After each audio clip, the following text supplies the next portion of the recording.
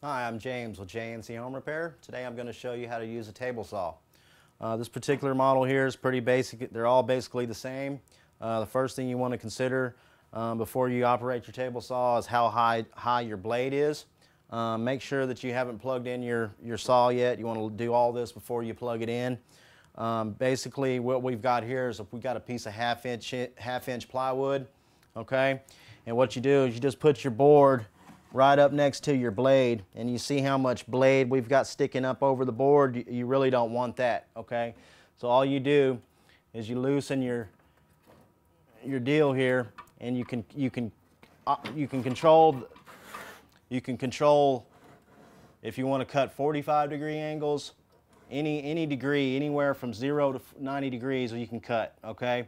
So you want to determine that first before you actually do some cutting, okay? Once you determine if you want to get a square cut, okay, you just get your blade right there, lock your blade in place. There's a little knob right here that actually locks it in place, okay? Line your board up next to your blade, and you turn this dial here, and this is going to raise the blade or lower the blade, okay? You see the blade's going up there. You want to come back down this way. You want to crank it back down. And you want to get it just a little bit above the thickness of the board that you're cutting. You only want a little bit of the blade sticking up through the board, okay? Once you've determined that, you take your square. It's always a good rule of thumb to make sure that your blade is square. You take you a speed square, okay? And what you do is just lay it down flat on your table surface and put it up next to the blade, okay?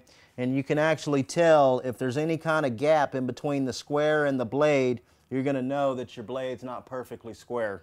So what you wanna do is you wanna adjust it accordingly if there's any kind of gap. This one's pretty square, okay? So you really don't need to adjust it too much. That's gonna ensure that when you cut your board, you're gonna get a nice, straight, clean cut. If your blade's not square, then it's gonna cut your board there's going to be a little bit of an angle on your cut, and if you're trying to get, you know, a perfectly square edge, that's not going to be good. So once you've got that determined, you've got your blade square, you've got the height set to the right height, then you just determine whether or not you're going to either rip your board or you're going to use a cross cut and cut your board cross cut ways, okay?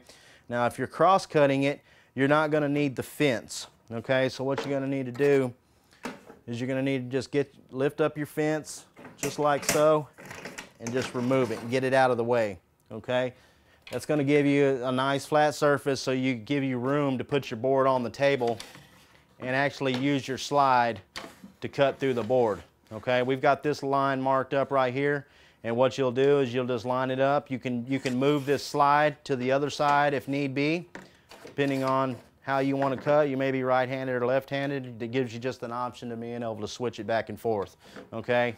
And what this does is it actually keeps your board straight as you're running it through the blade, okay? Now, it also gives you an adjustment here where you can actually turn this to a 45-degree angle. You can turn it back and forth and cut it at different angles too.